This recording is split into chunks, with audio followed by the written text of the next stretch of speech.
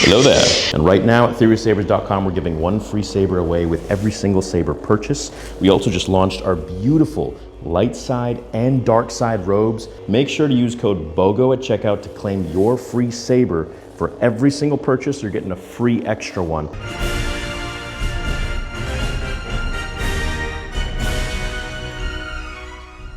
When George Lucas first conceived The Phantom Menace, he wasn't writing about politics or prophecy.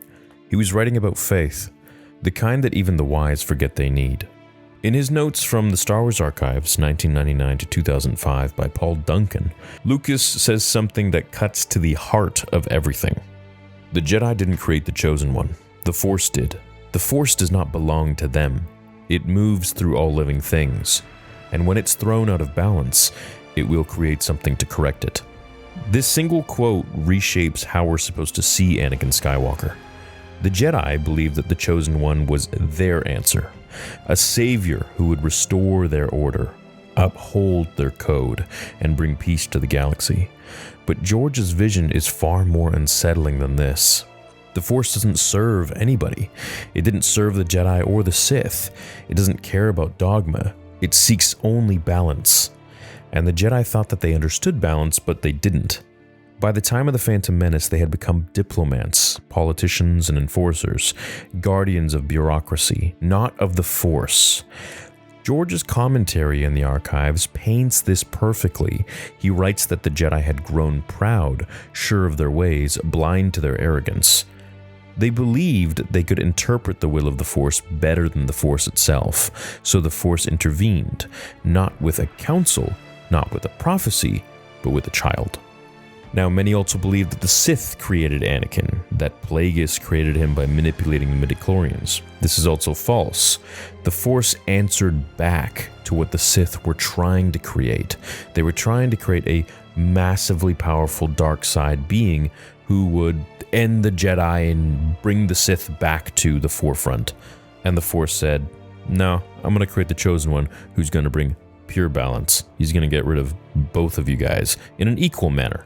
Anakin's creation was no accident. It was the Force correcting its own imbalance.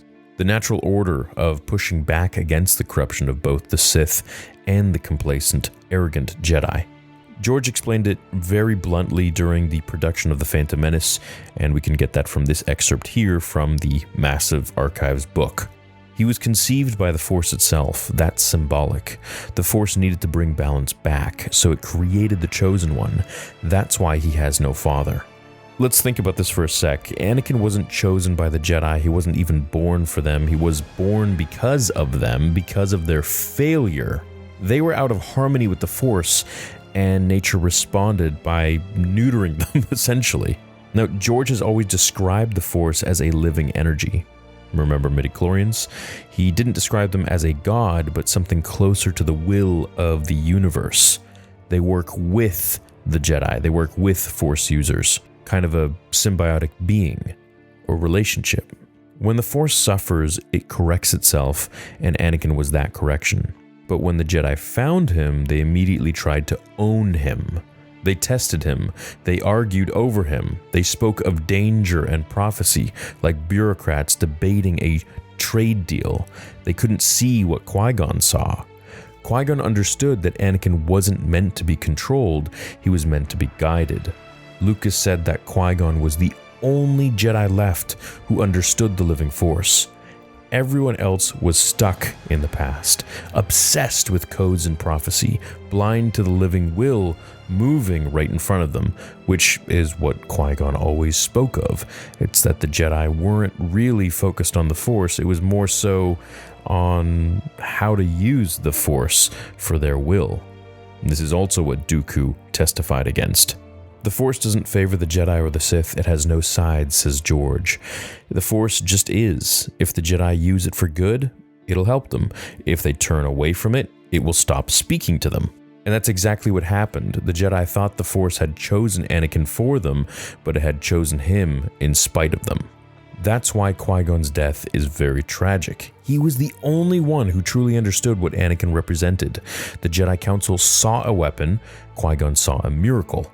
Now, George always meant for the Phantom Menace to be ironic. The Jedi believed they're serving the Force by training Anakin, but by doing so, they push him further from it. Every lesson they teach him is through fear and detachment. Don't feel, don't love, don't hold on. But Anakin was never meant to suppress those things. His power came from connection. George's notes describe Anakin as a mirror of what the Force truly is, both light and dark, both creation and destruction. That's the brilliance of his arc. The Jedi wanted balance without the dark, but that's not balance, that's denial. So the Force used Anakin to burn the entire system down. It's brutal, but it's also poetic. George always said the story of the prequels wasn't about the fall of a hero, it was about the failure of an institution. Anakin didn't fail the Jedi failed the Force. They failed him. They took the miracle that the Force gave them and turned it into a weapon, and in doing so, they brought about their own destruction. Now, when George talks about balance, he doesn't mean peace, he means more equilibrium, and he explained it here in this quote. The Force is naturally in balance. In life and death, creation and decay, when one side becomes too strong, it destroys the other. That's what the Sith do.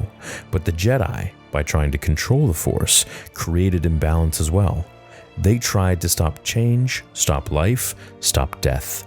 The Force doesn't allow that. And so in turn, again, this is why the Force created Anakin to remind the galaxy that it cannot be caged. So when people say Anakin wasn't really the chosen one because he fell, George disagrees with this completely. His fall was part of the prophecy. It was the whole point. The destruction of the Jedi and the Sith was the balance returning. It was just done so in a flawed young man. Anakin was chosen not because he was good, but because he was necessary.